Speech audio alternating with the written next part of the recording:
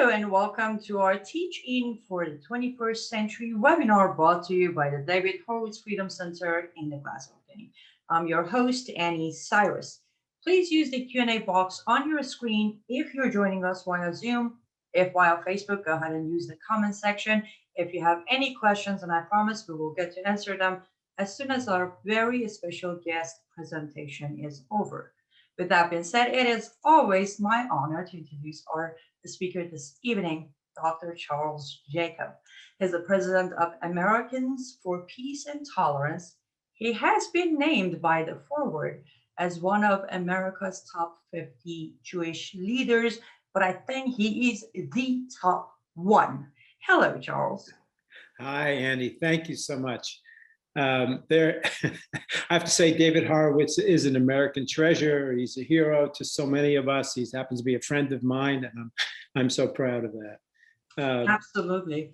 Charles, I know you have a very important topic to discuss with us tonight, but if you don't mind taking a minute or two, because the introduction I gave was this much compared to all of your activism, all of your achievement, all your great work for human society. So would you please take a minute or two and tell our audience about you and everything you've done, or at least what you can fit into a minute?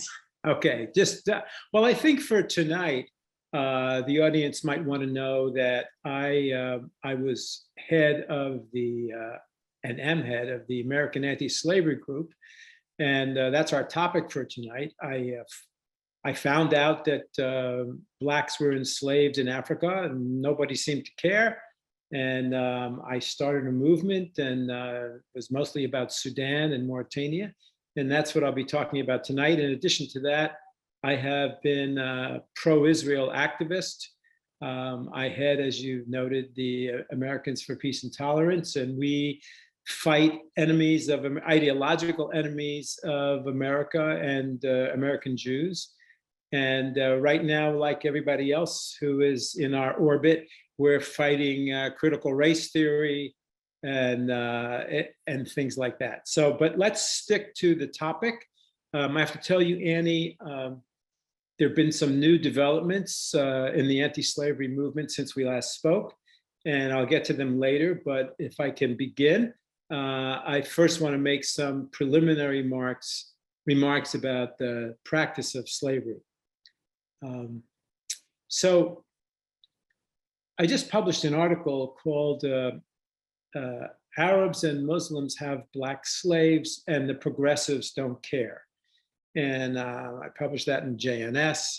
And I think that's basically the ideological underpinnings of what we're going to be discussing tonight. So first about slavery.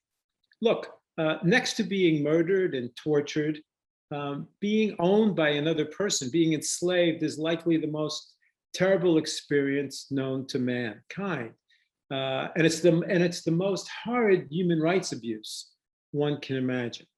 And yet, it's not part of the portfolio. It's not part of the mission of the most powerful human rights organizations in America.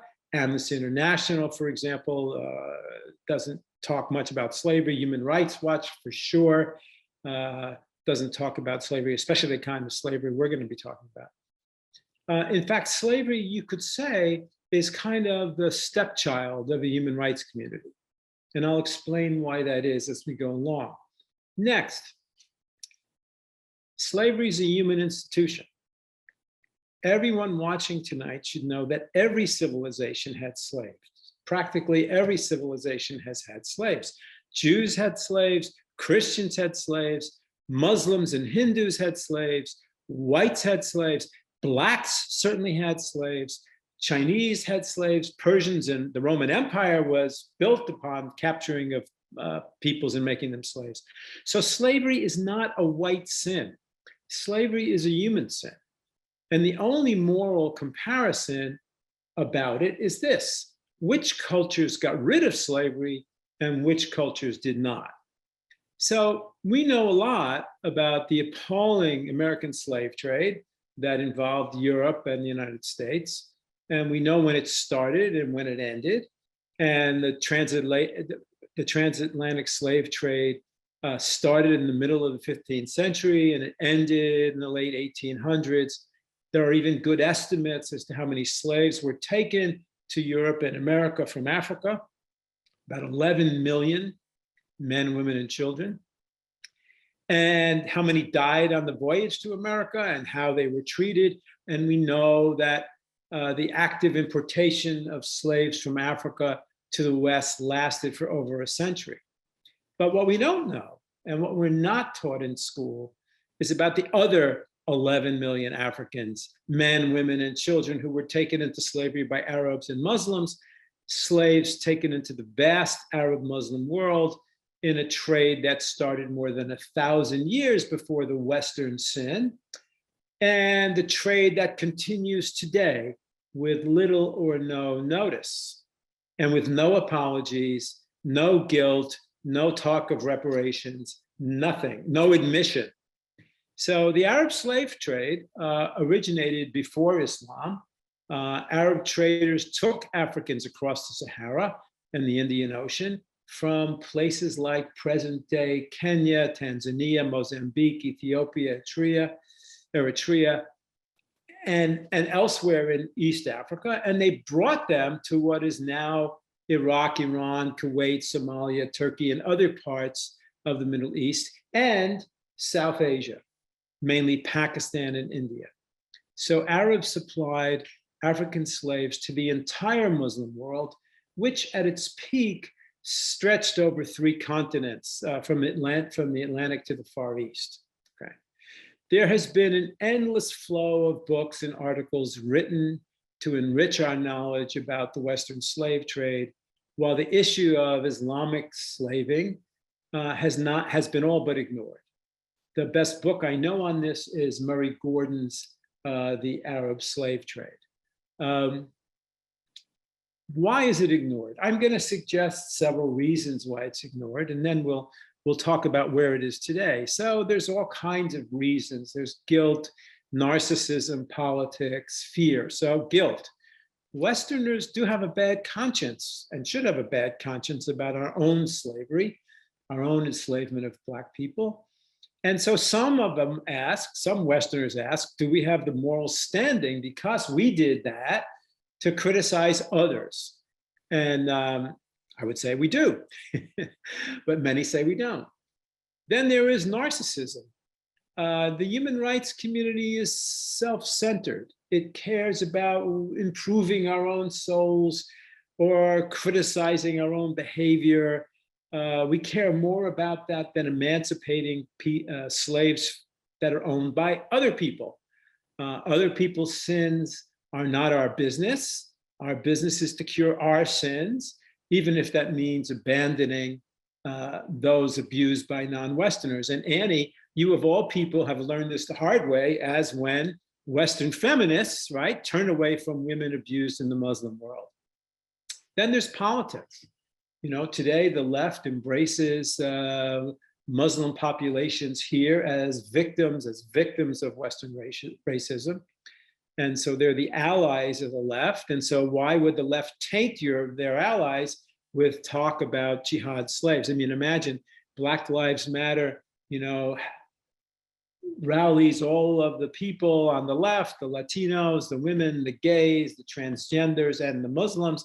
Well, that would be a little bit hard if people knew that those very Muslims that are coming to support Black Lives Matter haven't said a damn word about freeing Black slaves today from Muslim masters.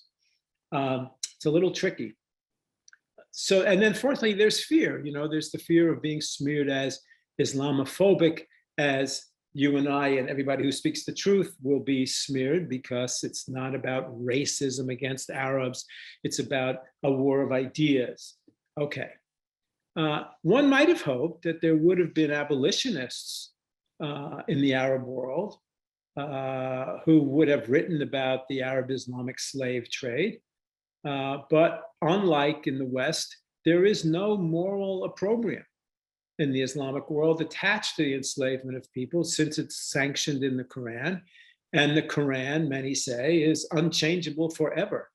So how could there be guilt about something that is sanctioned by Allah in the minds of probably most of the Muslim population? Slavery was an integral part of Arab society, and there's simply no guilt about this there. And to the extent that the Arab nations abolished slavery, it was due to Western pressure, not to an internal cultural rethinking or guilt or a broader vision of what is humanity. And that's why it still endures, and it endures. So now I need to tell you a little bit about my own fight against jihad slavery that began in the 1990s, when I found that you could buy and sell Black people in Sudan and Mauritania for about $40. And I was shocked. I was a human rights person. I was a civil rights person. I marched with Blacks. I went to the Martin Luther King I Have a Dream speech, March, the Million March.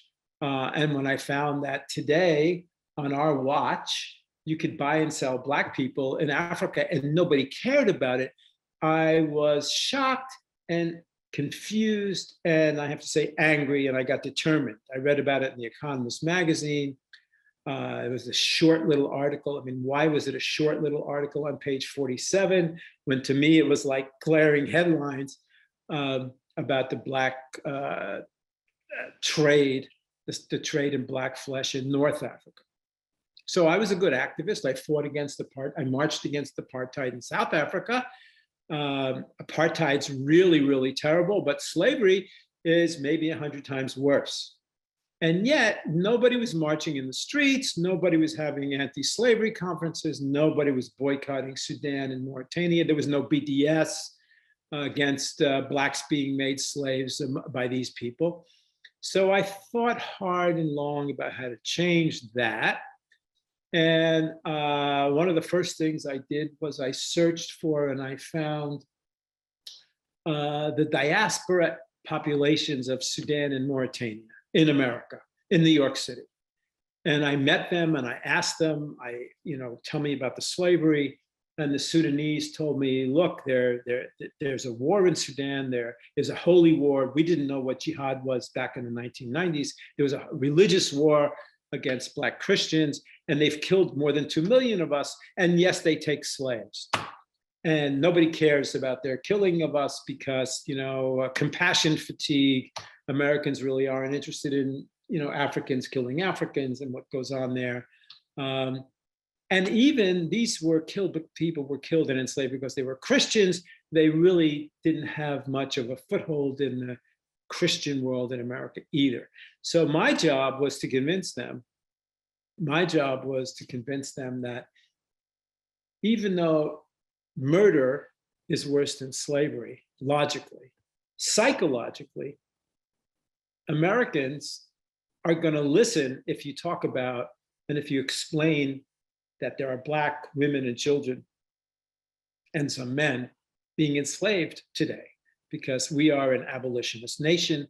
We disagree about everything, very important things, abortion, gay rights, et cetera, but about one man owning another, we don't disagree. In fact, that is probably the core of an American identity. All men are created equal. That was the Declaration of Independence. We hold these truths to be self-evident. That's the basis of America. And that's why Abraham Lincoln was able to fight a civil war to free the slaves, because of those fundamental principles of America. And so we should talk about that. And I won them over to that. And we created an alliance between the Mauritanians and the Sudanese and good abolitionist people, Jews, Christians, and others. So in Sudan, what was happening was that there was a jihad.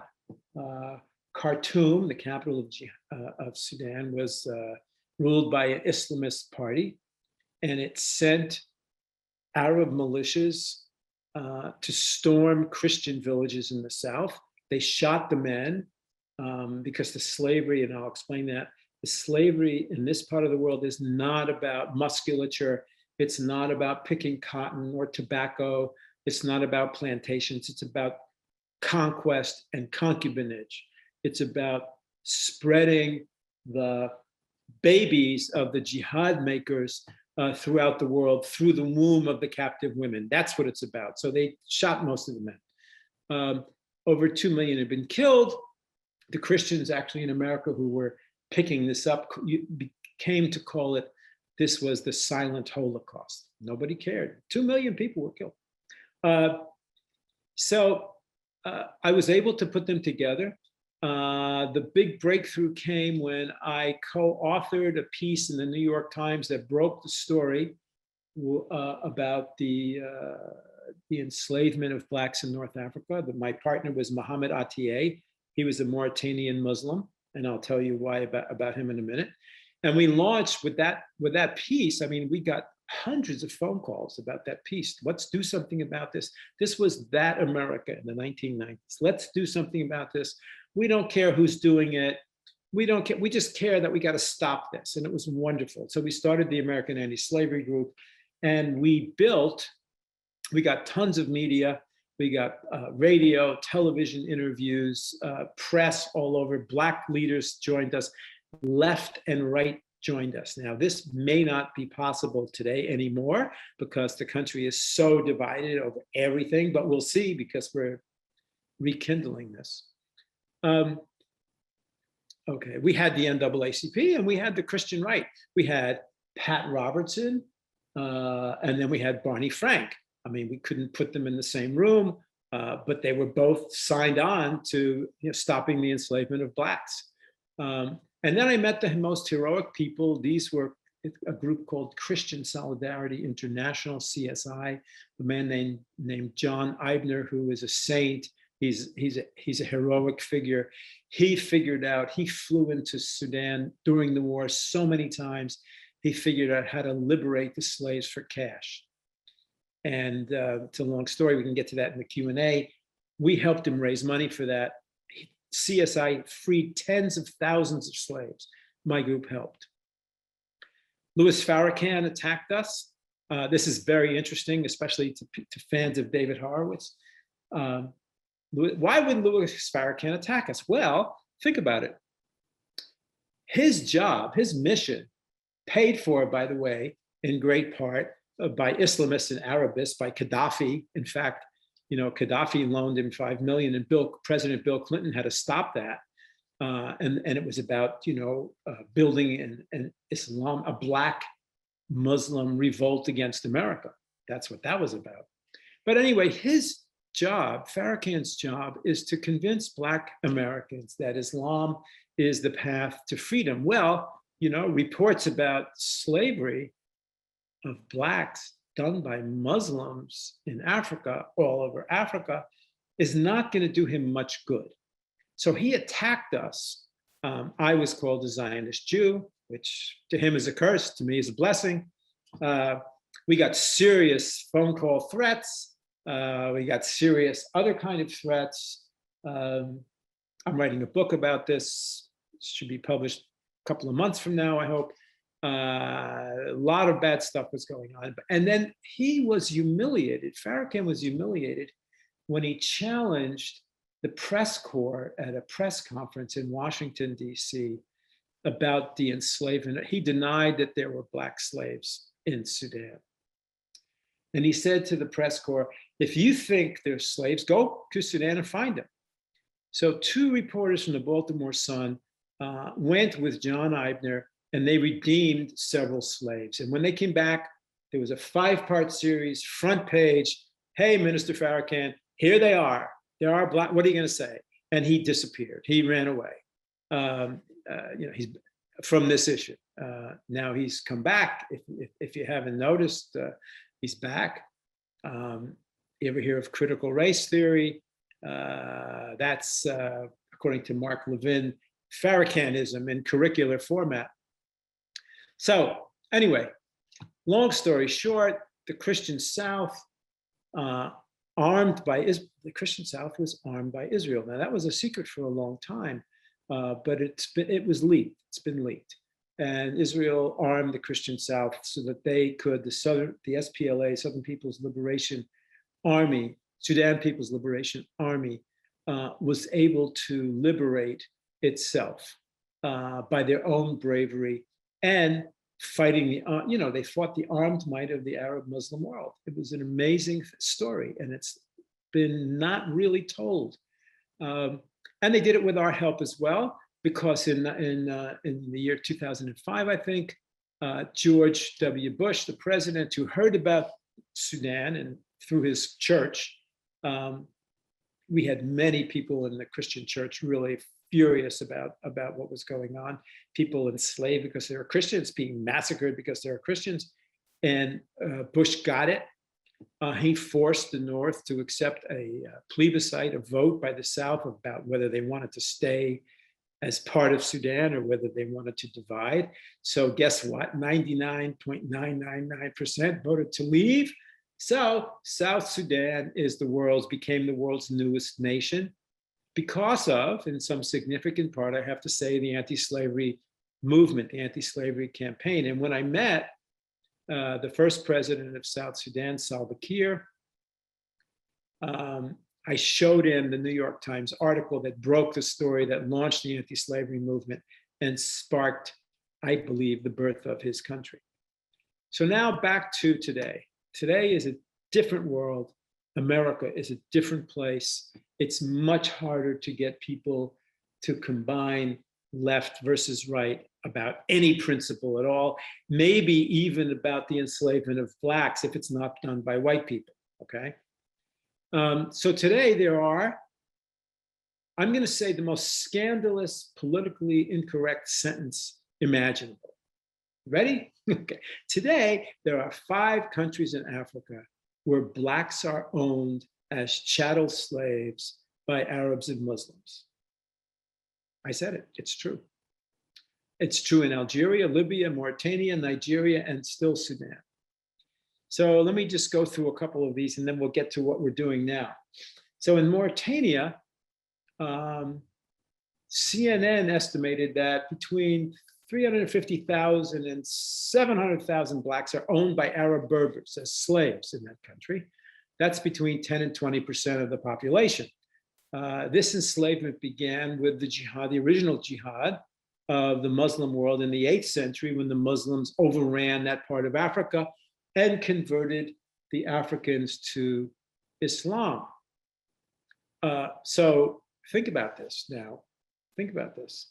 There are today about 500,000 Black Muslim slaves in Mauritania. Louis Farrakhan runs away from them. Their existence threatens his enterprise. These people are passed down through they're owned, bought and sold, rented, given away as wedding gifts, passed down through the master's estate when he dies, like his furniture. These slaves are beaten, bred, raped, horrifically tortured. If we have time in the Q&A, I can tell you. And if you've eaten your dinner and digested it, I can tell you about some of the tortures. Nobody cares. Nobody cares. 500,000 people, maybe more, enslaved because they're Blacks, because they're Blacks.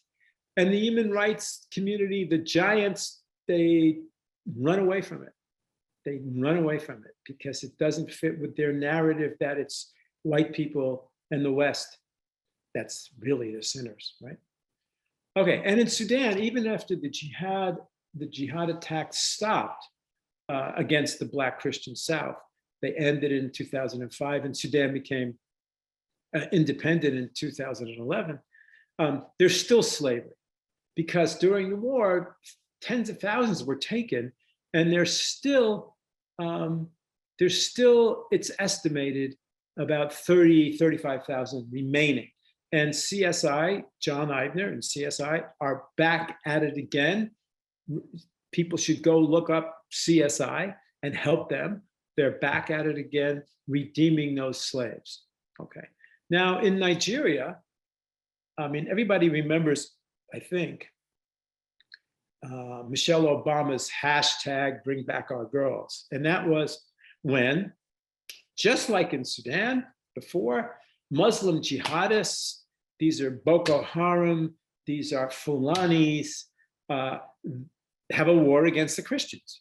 And it results in the use of slavery as a weapon of terror. And when in 2014, when Boko Haram kidnapped almost 300 Christian girls from a school in Chibok, Michelle Obama was moved to launch her famous hashtag Bring Back Our Girls. That lasted a minute and a half. I don't know why she dropped it. I have my suspicions. It was too politically incorrect. It was Muslims doing this to Christians, to Christian blacks. Wow. So anyway, today, many of those girls were released, but still many are owned as sex slaves by their terror masters. They're married off if they can do it.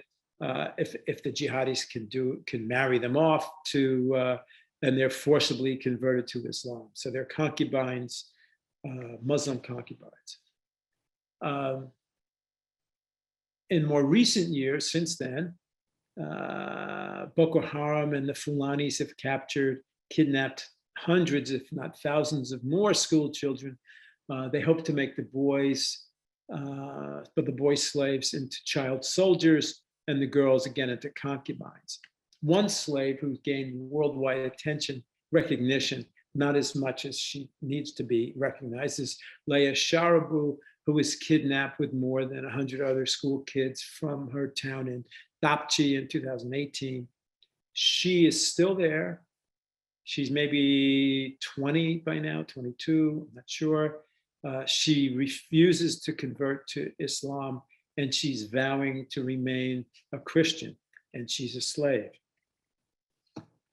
Okay, the last two countries, Algeria and Libya, they're in the north. So as Africans are fleeing violence and jihad in the center of the country, in sub-Saharan countries, they travel north, hoping to get to Europe. As they pass through Algeria and Libya, they're captured, they're bought and sold. CNN in 2017 did a story about an auction, and CNN has a video of this, of two black men auctioned off by Arabs in Libya, sold for $400 each. So, you know, as I said before, since it's politically incorrect to condemn non-white societies for human rights atrocities, especially to condemn Muslim societies for human rights atrocities, and Annie, you know this about the women's issue, these crimes just go unnoticed by the people who most could do most about them. I mean, imagine if Amnesty International really wanted to free the slaves. I mean, they could march in Wall Street, close down Wall Street, free the slave. They could do a BDS. They could do anything. Ben and Jerry's could say, we're not selling ice cream to anybody who's ignoring the enslavement of blacks today, but they won't. But there are some Africans in America who have have become hell-bent on freeing their brothers and sisters in Africa, and that group is the Nigerian American diaspora here. Now, the Nigerian immigrant population in America is very special. They're some of the most successful people economically and culturally. They're doctors, lawyers, pharmacists. They're at a high economic plane. They're smart. And way back home, their people are being jihaded and enslaved. And they came together and they organized something, a committee to free Nigerian slaves.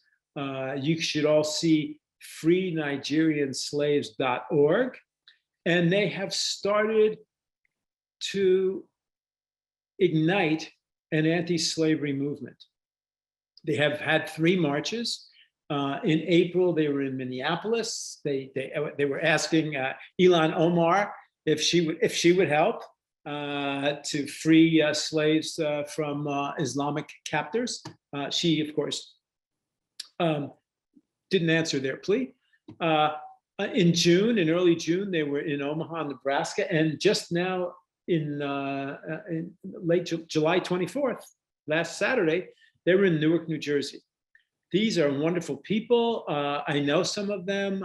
There's Dr. Shayo Ajiboye, who's a Mission Africa International. He's the president of that. Stephen Inada, who heads the ICON International Committee in Nigeria. And there's this lovely, lovely woman, Dr. Gloria Puldu, who's the president of the Leah Foundation. That's for Leah Sharibu. And Leah Sharibu has kind of become the poster person for this movement. So I would want to urge all of our listeners to do a couple of things. I mean, and then we can open it up to questions and answers. But first of all, get to know about this. I mean, this is a world historic thing. We are in 2021 and Blacks are bought and sold. That's despicable on our watch. Just as a human being, forget the politics of it. As an abolitionist, which we all are in our hearts, got to do something about this. It's horrible to let the so-called human rights community, which I believe is a total fraud, just pass this by. We should do something, and we should help these Nigerians. Secondly, I think everybody watching should understand the deep truth about how the enslavement of Blacks in Africa by Arab and Muslim populations can bust open the entire narrative of the left, the entire critical race theory, the entire intersectionality. It's only because they're able to ignore these serious ongoing sins committed today that the left can focus on American sin, Western sin. That can be switched. That we with this movement that is holy, that can and should use American power to do what Americans have always done, which is to free the slaves. And so I think with that, I'll leave it, and I think we should open it up to questions. Charles, I want to ask you something that is a little more general than just Black slavery. Here's a question. You mentioned something like when you spoke to the Nigerian people, they said, well, Americans aren't interested because we're in Nigeria, and then the Christianity wasn't much of a player either. So I'm going to ask you this. What does it take for Americans to actually care, not just about Nigeria? Every day, Israelis are being killed by Palestinians. No one cares. Every day, Iranians are being killed by the regime. Yes. No one cares. Every day, girls and women are being sex enslaved under different Islamic laws and regulations in countries. What does it take for Americans to say, if this is beyond our border, outside of our country, one way or another, we should care because we can do a lot about it? Okay, we are in an ideological war, okay? Doesn't have to be outside of our country. There are more Blacks killed by other Blacks in democratic cities in Chicago than any policeman, than any number of policemen who killed Black, any number of white policemen who killed Blacks. So it's not that it's in another country.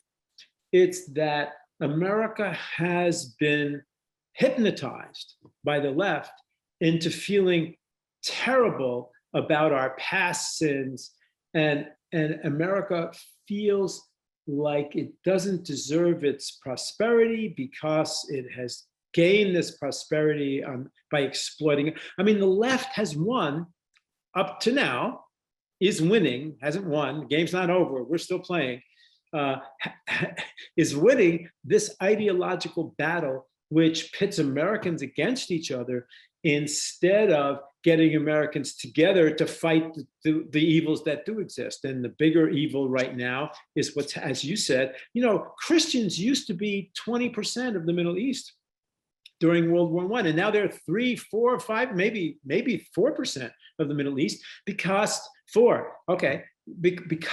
of a jihad against Christianity. And America doesn't care about that. So we have lost an ideological battle that we now have to win. And the David Horowitz Freedom Center is at the forefront of this battle. And all of us need to get that. Now, Jews are beginning to wake up.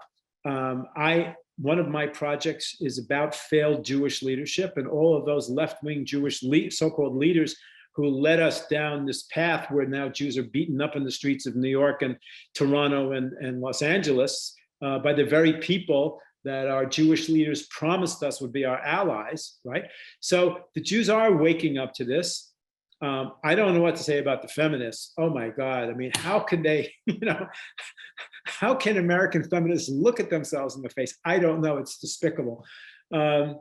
You could say the same thing about the gays who are linking arms with the Muslims on campus, right? So here you have a population, the American progressives and the gays, for whom nipple rings and gendered fluidity and bralessness and intersexuality of all kinds of sorts is like all cool, but that they would be thrown off roofs in the Muslim countries, so those Muslim people that they're linking arms with on the campuses. This is just bizarre. And we have to not be afraid. We have to speak out against these things. And that we need to be brave and speak out and stop being afraid of being called Islamophobic, etc. So I agree 100%, but let me just put something in there. Even though technically only 4% of Middle East is Christian, I want everybody to know that the 4 is what they know of. The number of converts, underground churches who are no longer Muslims converted into Christianity is way bigger, estimated about 30%. So I just figured that would be a good. I want to add to that. Daniel Pipes just wrote about this. And he said there's a stunning reality that people don't realize because it is happening underground. Many Muslims are waking up. The one good thing about the internet is that Muslims can see what the rest of the world is like, and it's not so bad.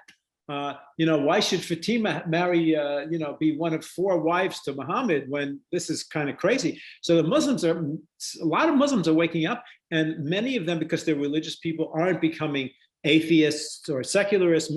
Many are, but many are also becoming Christians. And this is something that hasn't hit the press yet because it's underground. You're absolutely right.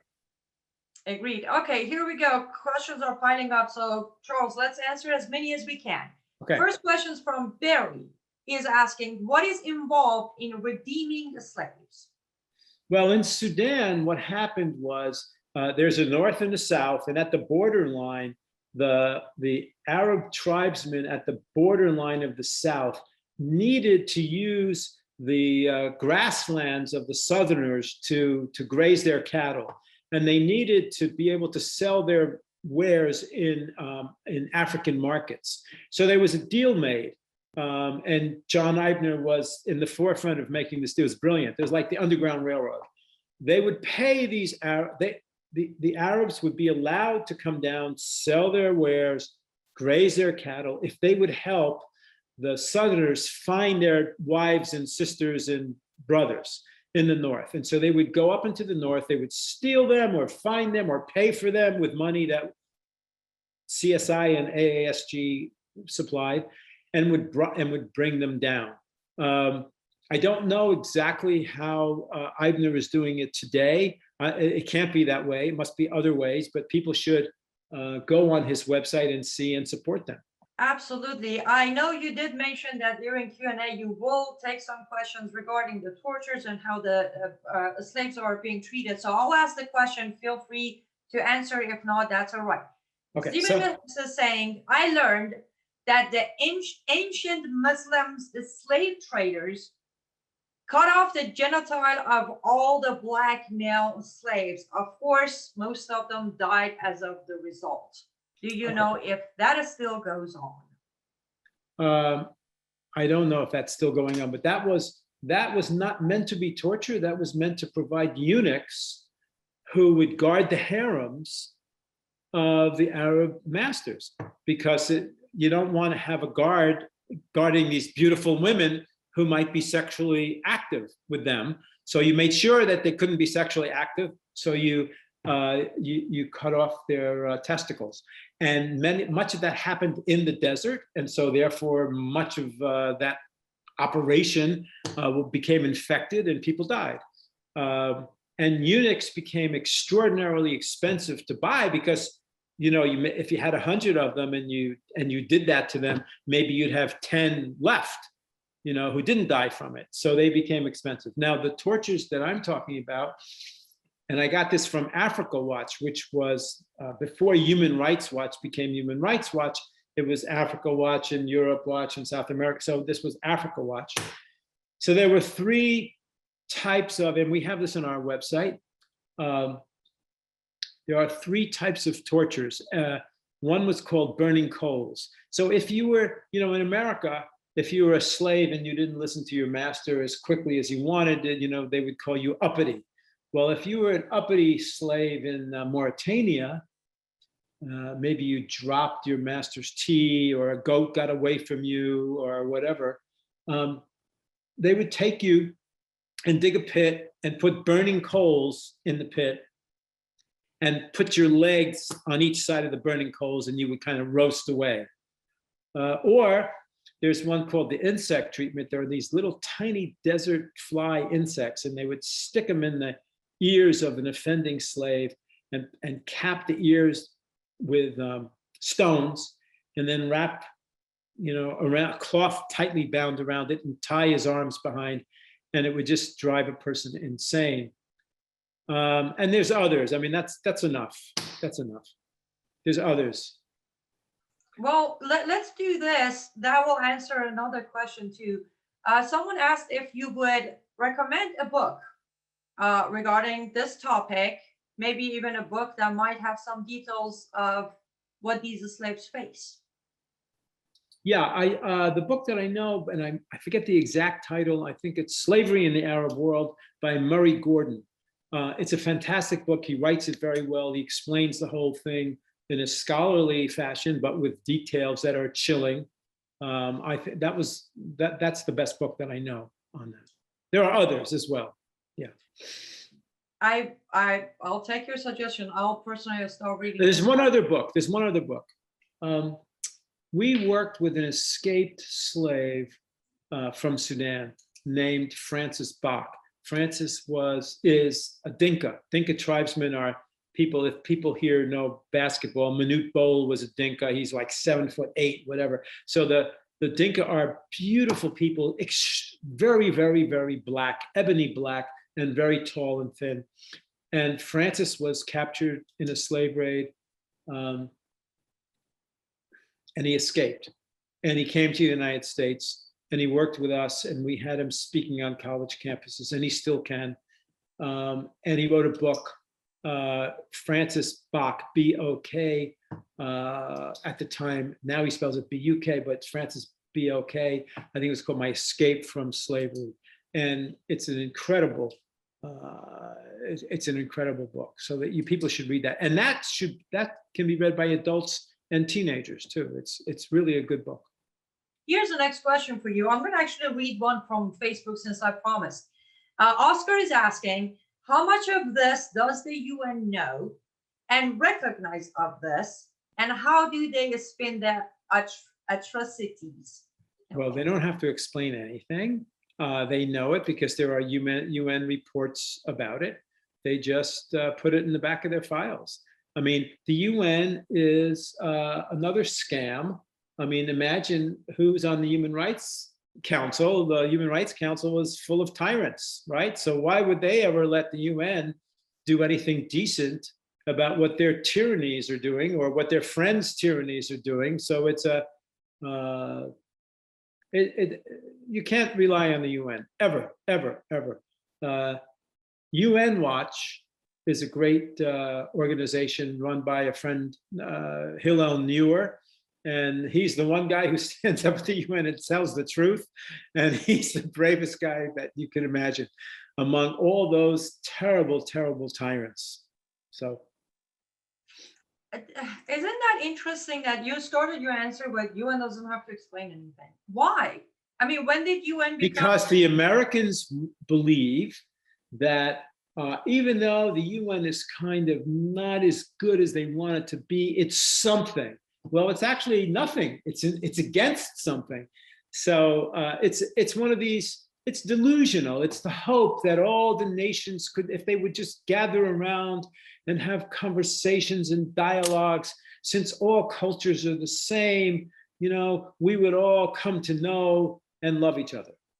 And this is a great theory if you're 4 years old. Or if you just graduated from college. Or if you went to college and had a had a humanities degree or something like that. Exactly. Yes. And they told you about the safest space and the safety pin, and your feelings are more important than facts. Right. Here's the next question from Sylvia. Can you speak about the Pope and the church's response to the slavery? Well, I know that the popes have been in a quandary about what to do about their flock in the Muslim world, right? So they, once, I think the last Pope actually said something, and there were riots all over, and they're afraid, I think somewhat legitimately afraid, that if they ever spoke up, Christians would be slaughtered even more than they're slaughtered now. So that is a legitimate concern. On the other hand, I know that people in the region who are Christians have been yearning for the popes to open their mouths, and they won't do it. I mean, after all, Europe itself is now having more and more of an Islamic population that votes and that has power and that can have riots and that can kill people. And in Canada, what are they burning? A church a week now. The churches are just somehow being set afire. So it has to do with fear. And if you're in the fear business, you shouldn't be in the Pope business, it seems to me. If you're in the Pope business, you should be about principle and faith, and you should be above fear, I believe. But I'm not Catholic. Well, that's because you are a hero of our time, because you're brave enough to not let fear control your life. Few of our audience are asking if you could slowly say the name of the author and the book, both of them, one more time, please. One was Francis Bok. B-O-K. Okay. Francis Bok. Look up in Amazon, go Francis Bok, you'll find his book. I think it's called My Escape from Slavery. You'll see it. There's only one book he wrote. It comes right up there when you type in Francis, Francis Bok. You get it. The other one is Murray Gordon, Gordon, and I think it's called Slavery in the Arab World. But if it's not called that, you'll get that as well, because as soon as you type in his name and you see a book on slavery, that's the one. Okay. Perfect. Stephen is asking, we're saying, Charles, you are in Boston. How about we do a protest in Boston and use the Faneuil Hall? I hope I pronounced Faneuil Hall. Faneuil Hall and its history as a starting point. Well, we actually did that. That's a great idea. We actually did that in the 1990s. Me and a couple of former slaves from Mauritania, the Muslim slaves, Mokhtar Taib, I think his name was, and we did it, and we got great publicity. I would like to do it again, but we haven't yet. We could do it. We need to build up this Nigerian movement. That's what we need to do, because we need to have the Nigerians come there and be in the lead. One Jewish Zionist guy standing up in Faneuil Hall saying, there's slavery in the Muslim world is not going to be as effective. So wait till we'll get there. We'll get there. It's a good idea. Faneuil Hall is a perfect spot. That's why we did it there. Fantastic. Stephen, you may want to send an email to Charles, follow up that, Charles, where can people contact you? Easy. My email is Charles Jacobs, my name, with an S, 123@gmail.com. Couldn't be simpler. Charles Jacobs, 123@gmail.com. Write him an email. But honestly, because we're running out of time, also everybody who's watching us, if you have further questions, if you don't get to your questions, you can always send those questions to Charles. One of the reasons I always say, to me, he is the #1 Jewish leader is because he is involved. He's not just on camera. He's everywhere. He has foot on the ground, do the job. So reach out to him, get behind him in any shape or form you can. Here's the next question from Marie. Why don't the Black people in the world unite and fight back slavery in the Arab world? First, because they don't know it, because their leaders don't talk about it. Jesse Jackson himself is a Palestinianist. He's a friend of James Zogby, who is the American Arab something. So he is embarrassed about this and also many of the Black leaders, not all, have a stake in the idea that Blacks suffer from whites in America because they, that's that's lucrative. That idea, that's a lucrative idea. To go, but you think about it. We have Black pastors who really cared about this. I heard sermons by powerful Black pastors. Chuck Singleton was one in California, and he would say to his people, we have to use the power we have. We have holy power, the power that we shed our blood for freedom here. And we should not, we need to use that to free those that history left behind. So Black pastors could,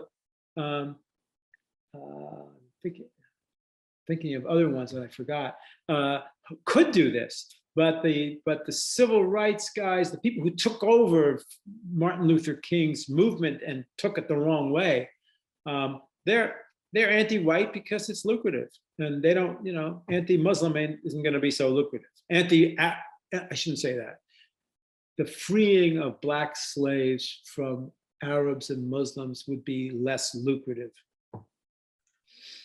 Okay, here's I think one of my very favorite questions of the evening. This came anonymous, so whoever sent it, thank you. Agreed that groups on the left don't care about this. What about the groups on the right? Are any of them speaking out or doing anything? Well, they did when I led the Sudan campaign. They did. Some did. Part of the right is isolationist. Part of the right doesn't want to have any American soldier anywhere outside of our borders. Part of the right, the right now is, I would say, very much concentrated on fighting the ideological war inside the borders of the United States. I believe that there are people, I know Chris Smith, Congressman Chris Smith is one person who's a Republican who just joined essentially the Nigerian American movement. At least he wrote them a nice letter that he's in support of them. I think that as the Nigerian American movement gets bigger and bigger, they will attract people on the right, and they'll attract people who are decent people, decent liberals as well, as they should. Very true, but then on the other hand, sadly and unfortunately, we had about more than 400 Congress members who signed endorsement for CARE, but I think it was too much for them to get involved with your project, right? Well, because that would put them on the other side. They would lose their liberal credentials, and that's more important to them than their responsibility to humanity. Okay, this is a question from actually two people, so I'm going to merge it into one, which is basically, why doesn't the Biden administration, or the other question says American government, ask the Arab world to pay reparations to American Blacks, because Muslim slave traders helped bring them to the west coast of Africa to be sold to the Europeans? Absolutely. Absolutely. Well, why doesn't he? Because he is being manipulated and guided and led by the left, by the squad, the jihad squad. And he won't do anything to upset their narrative that America is a structurally racist country, and that's the biggest thing on earth, and we got to stick with that one. And this would be a distraction. This would be a distraction from the real mission, which is to teach America, just to have a reckoning in America about American racism. That's why. And that's why, by the way, the movement to free Nigerian slaves right now would be a great counter to that, my friends. Join. Everybody watching this live in the future, archive, join the movement. I'm going to ask you this question in a second because we're almost out of time. And I think you're going to give them the same answer I just said, join. So many people in different phrases are asking, what can be done about every issue you just talked about, every question you just answered? What can we do? Okay, so go visit freenigerianslaves.org, and there is a whole education for you. There's another website called I Abolish, the letter I, abolish.org, which has tons of information about modern day slavery, and you should learn about it. And there are things there that that you can do. You can join the movement, you can send them money, you can write about it. There's a lot of things. You can form a little anti-abolitionist group in your neighborhood. There are many things you can do. Write your congressman. When there's a march, I don't know where the next one is going to be. The last one was in Newark, New Jersey. I'm sure there's going to be a next one in a couple of weeks somewhere. Go to the march. Tell people about the march. Just make this a topic. Why are we allowing Blacks to be bought and sold in the Middle East, in Africa? Why is that happening? So that's a topic. They can do something about it. Everybody here can do something about it. Everybody here can type. Everybody here can put it on Twitter. Everybody here can put it on Facebook. That's how things get started.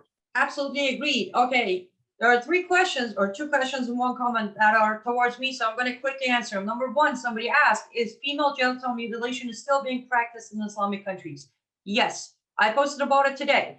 Based on report, a 13-year-old girl in Somalia just died going through female genital mutilation, and I actually put a call out to Representative Ilhan Omar, being she's from Somalia, and I asked if she's going to have any kind of outrage about this 13-year-old Somalian girl dying going through process of female genital mutilation. Second popular question, is this live feed will be available? Yes, within 24 hours, you can watch this video on frontpagemag.com or Glazov Gang channel on YouTube. And there's a comment here from Larry, the dear friend, saying maybe we should stop asking our government to do something and focus more on a church-based approach. I completely agree. Not just church, it can be church, synagogue, just a local. I think this is true. The Nigerians now are going to Nigerian churches. I would like to see a movement where Nigerian churches become the center point of demonstrations and protests. I mean, why not have Christians, Jews, and all people of good faith join Nigerians outside their church on Sundays with signs and pickets and everything? This could happen. This can happen. It just needs energy, little money, goodwill, God himself, all that good stuff. So. I can testify. Everything is possible if you have the willpower and you're not afraid of the unknown. Remember, at age 15, I didn't look back, walked into complete unknown, and look where I'm at. Right. It's doable. We can save every single slave on a child bride or sex slave or a Black Nigerian and everyone in between. We can save them if we would do our part. On that note, Charles Jacobs, please tell our audience one more time all of your websites, including your Americans for Peace and Tolerance, so they can go and get behind you. Peace and Tolerance, AND, peaceandtolerance.org is my basic website. I Abolish, the letter I, abolish.org is where you get lots of data on modern day slavery in that part of the world. FreeNigerianSlaves.org is where you can join up in the movement to free Nigerian slaves. Fantastic. Dr. Charles Jacob, it is always an honor and privilege to be with you on any programming possible. I personally appreciate your wisdom, your never-ending care for humanity, your hard works, and please know all of our thoughts and prayers are with you. And you know, me personally, anything you need, I'm just phone call away. Thank you so much for being with us tonight. Thank you, Annie, so much. Absolutely. And to our lovely audience who also stayed with us until now, we appreciate you very much. And remember, all of these webinars are brought to you by the David Horowitz Freedom Center and the Glazov Gang for free. So if you want to support these webinars, all you got to do is go to frontpagemac.com and consider making a 100% tax deductible donation. With that being said, stay safe and goodbye.